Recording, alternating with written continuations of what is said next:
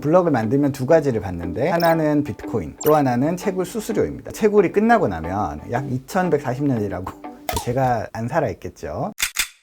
안녕하십니까, 남편한 세상의 남중구 변호사입니다. 또 커피 한잔 하고요. 네, 이제 뭐 더 언급하지 않겠습니다.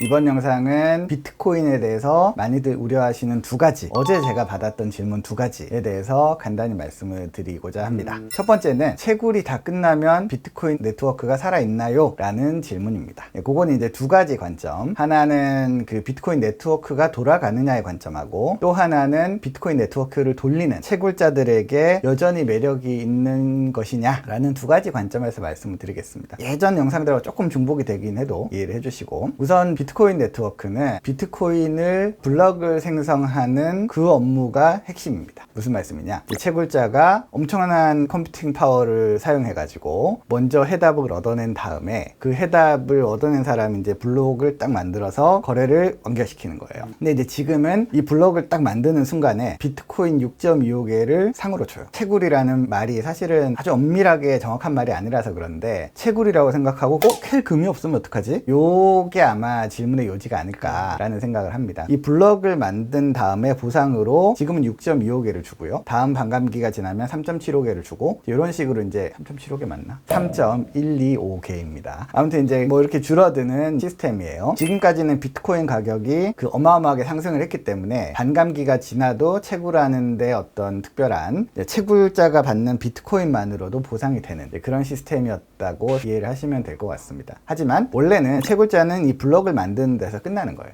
블럭을 만들면 두 가지를 받는데, 하나는 비트코인, 또 하나는 채굴 수수료입니다. 채굴 수수료도 물론 비트코인으로 돼 있겠죠. 두 가지를 받는 것인데, 채굴이 끝나고 나면 약 2140년이라고 제가 안 살아있겠죠. 네, 2140년에 지나면은 요 비트코인을 주는 건 없어지고 채굴 수수료만 남는다, 전송 수수료만 남는다, 네, 이렇게 이해를 하시면 될 것 같아요. 그러면 이제 그 전송 수수료를 먹기 위해서 계속해서 채굴을 할 것이냐, 정확히 말하면 블럭을 만들 것이냐가 사실은 질문의 핵심입니다. 일단 그 전에, 근데 그 전제로 블럭을 만드는 행위는 비트코인이 더 이상 나오지 않아도 계속될 수 있다는 게 중요합니다. 이해되시죠? 예, 비트코인이 전부 캐지고 난 이후에도 채굴자들이 컴퓨팅 파워를 이용해서 계속해서 블럭을 만들 수 있어요. 블럭을 만들기만 하면 계속해서 거래가 됩니다. 그렇기 때문에 거래가 사실 2140년에 탁 끝나는 그런 구조는 아니다 라는 걸 먼저 이해해 주시면 이게 첫 번째고요. 두 번째로, 채굴자에게 과연 그 전송 수수료만으로도 채굴할 수 있을 만한 가치가 있을까? 예, 이거는 뭐 제가 100%라고는 말씀드리지 않겠습니다. 왜냐면 제가 미래에 가지 않았기 때문에. 근데 비트코인이 2140년까지나 살아남는다는 것은 이제 비트코인이 전 세계적으로 적어도 현재 수준 이상의, 또는 현재 수준 정도라도 계속해서 이제 네트워크를 사용하는 사람들이 유지된다는 뜻이에요. 그러면 그것이 유지가 되면은 전송 수수료도 계속해서 발생을 할 것이고요. 비트코인 가격이 저는 훨씬 올라갈 거라고 생각하지만, 올라간다고 전제하지 않아도 현재 정도의 컴퓨팅 파워가 지속적으로 투입이 되기만 하면 비트코인 네트워크를 공격하는 것은 매우 어려워질 것이다. 그 얘기는 좀 이따 이제 양자 컴퓨터랑 연결이 되는 건데, 우선은 양자 컴퓨터를 빼고 현재 구조로서는 그렇다. 물론 이제 채굴하는 비트코인이 줄어들면 사실 좀 문제가 될 것 같긴 해요. 예, 문제가 될 것 같긴 한데, 이제 가격이 어느 정도만 올라준다고 하면 또 거기에 맞게 채굴자들이 계속 형성이 될 거기 때문에, 저는 2140년 이후에도 0.1도 걱정하지 않는데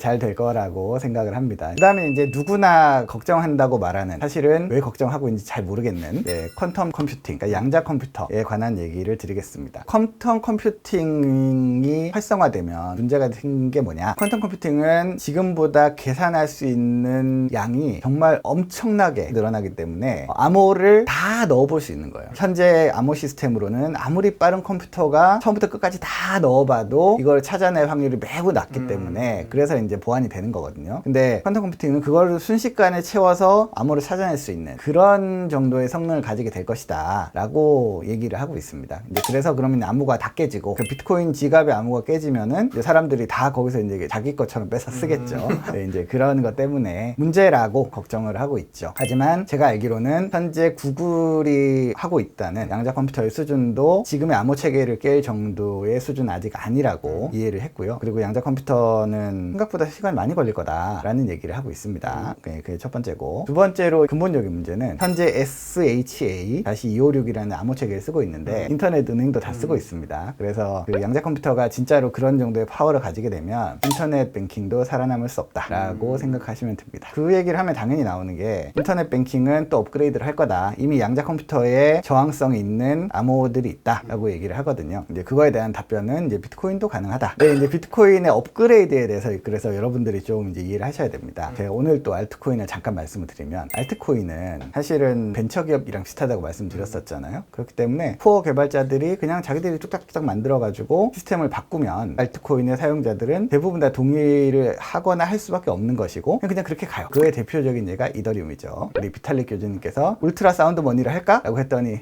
콜! 그래서 이제 지금 이미 하루에도 몇백 개씩 이더리움이 수거이 되고 있습니다. 그래서 이더리움 가격이 좋고요. 저는 이더리움 비판하는 거 아니고 이더리움 가격이 매우 훌륭하게 이제 잘 유지가 되고 있습니다. 하여튼 근데 이제 비트코인은 그 과정이 훨씬 어렵습니다. 51%의 채굴자들이 단합한 적도 있어요. 근데 못 이깁니다. 왜냐면 노드들이 비트코인을 검증하는 사람들이 있거든요. 비트코인을 검증하는 노드들이 노를 한 거예요. 우리 비트코인 그런 거 아니야 라고 노해버리면 안 되는 거예요. 그러니까 최근에 비트코인이 2017년도에 세그윗 업데이트를 했어요. 말하자면 그 비트코인 한 블록 안에 더 많은 데이터를 담을 수 있게 만들어주는 뭐 그런 거였다 생각하시면 되고요. 네, 세그윗 업데이트 이후에 최근에 이제 템루트 업데이트를 했습니다. 템루트 업데이트 4년 만에 했는데, 우선은 제가 이제 업데이트 주기에 대해서 말씀을 드리면, 비트코인 가진 사람들, 그러니까 채굴자, 노드, 그 다음에 보유자, 이런 사람들이 비트코인 시스템을 바꾸는 걸 굉장히 경계한다 라는 말씀을 이제 전에 드렸었어요. 이번 업데이트는 왜 했냐면, 우선 서명 방식이 시뉴르 서명이라는 방식으로 바뀌었다. 이제 트랜잭션을 할 때 서명을 사실은 트랜잭션마다 다 넣어야 되는데, 슈노르 서명은 그 여러 개의 서명을 하나로 이제 합쳐서 서명을 할 수 있게 해주는 그런 거라서 이제 더 많은 트랜잭션 거래를 할 수 있게 된다. 또 하나는 이제 프라이버시를 강화하는 쪽으로 업데이트가 됐어요. 예전에는 그 블로그에 보면은 모든 트랜잭션이 다 이제 이렇게 선명하게 보였는데 그걸 이제 조금 이제 덜 선명하게 보이게 해주는 그런 업그레이드가 일어났습니다. 그래서 우선은 비트코인의 이제 본질적인 한계는 블록 사이즈가 1MB예요. 이걸 키우고자 했던 게 블록 사이즈였고, 이걸 키우면은 탈중앙화의 능력이 떨어집니다. 어떻게 설명할 수 있냐면, 아까 말하던 노드라는 게 비트코인의 거래를 검증하는 건데, 비트코인이 태어났을 때부터 현재까지의 거래가 다 들어가요. 그러니까 서버의 용량이 어느 정도 이제 돼야 되는 거예요. 얼마인지 기억이 안 나는데, 만약에 블록 사이즈를 2메가나 3메가나 10메가로 늘려버리면 서버에 필요한 용량이 확 커지는 거예요. 확 커지게 되면은 지금보다도 더 적은 사람들만이 노드를 계속해서 운영할 수 있으니까, 그러면 이제 이 탈중앙화가 안 되고 집중화가 되는 거예요. 우리 도지코인 같은 분들이 이제 그런 얘기 하는 거잖아요. 필요 없고 그냥 속도를 빠르게 하자. 그럼 이제 비트코이너들은 그럼 구글이 제일 잘하지 않겠냐? 그걸 왜 굳이 코인을 만들어서 탈중앙화 하는 거야? 이제 이게 이제 질문인 거죠. 하여튼 이제 이 블록 사이즈 안에서 최대한 많은 거래가 가능하도록 이제 업그레이드를 한 게 이제 슈누르 서명에 관련된 거고, 그 다음에 이제 너무 명백하게 이제 이런 트랜잭션이 보이지 않도록 하는 두 가지를 합쳐서 업데이트가 됐고, 그게 템루트예요.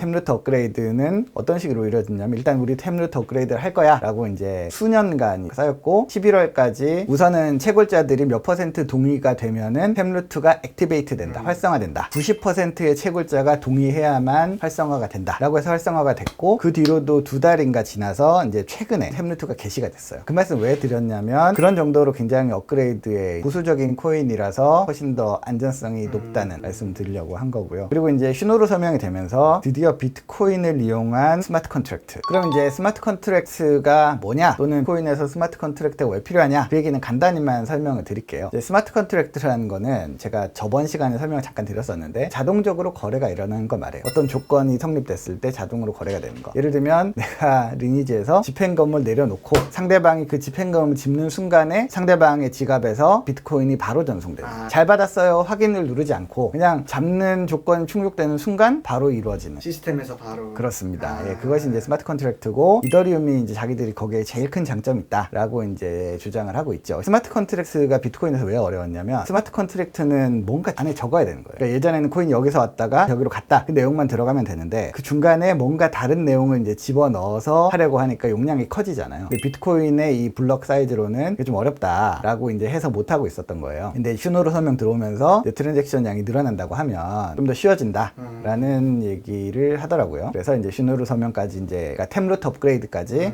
이제 완료가 됐습니다. 예, 그렇게 해서 업그레이드에서 좀 약간 얘기가 샜는데, 만약에 이제 양자 컴퓨터가 진짜 이제 될 것 같다, 아니면 뭔가 일어났다. 양자 컴퓨터가 성공했는지는 어떻게 알 수 있냐면, 사토시 나카모토의 지갑이 깨지면 누군가 그 비밀을 풀면 열린 거라고 어느 유명한 분이, 그분이 말씀하셨는데 그 말이 맞을 거예요. 어쨌든 그게 딱 게시가 되거나 또는 그런 위험이 커졌을 때 그런 업그레이드를 지금처럼 진행을 해가지고 양자 컴퓨팅이 돼도 막을 수 있는 그런 암호로 바뀔 거다. 네, 그런 걱정은 비트코인을 하는 사람들은 걱정하고 있지 않다. 네, 그렇게 말씀을 드리겠습니다. 오늘은 채굴이 끝난 후, 비트코인이 더 이상 생성되지 않은 이후에도 비트코인 네트워크가 가능한가? 라는 내용과, 혹시 양자 컴퓨터가 활성화되어서 암호 체계가 깨질 때 비트코인이 살아남을 수 있는가에 대한 말씀을 드렸는데, 요 말씀을 드린 이유는 여러분들이 이 내용을 아실 필요가 저는 사실 별로 없다고 생각을 하는데, 왜냐면 누누이 말씀드리면 전 2140년에 살아있지 않을 거라고 생각합니다. 네, 그리고 그때까지 비트코인이 안 망했으면 뭐 앞으로도 살아남겠죠. 그래서 이제 그런 거고, 퀀텀 컴퓨팅은 기술적인 부분이긴 하지만 결국에는 올 미래라고 하지만 뭐 우리의 문제만은 아니고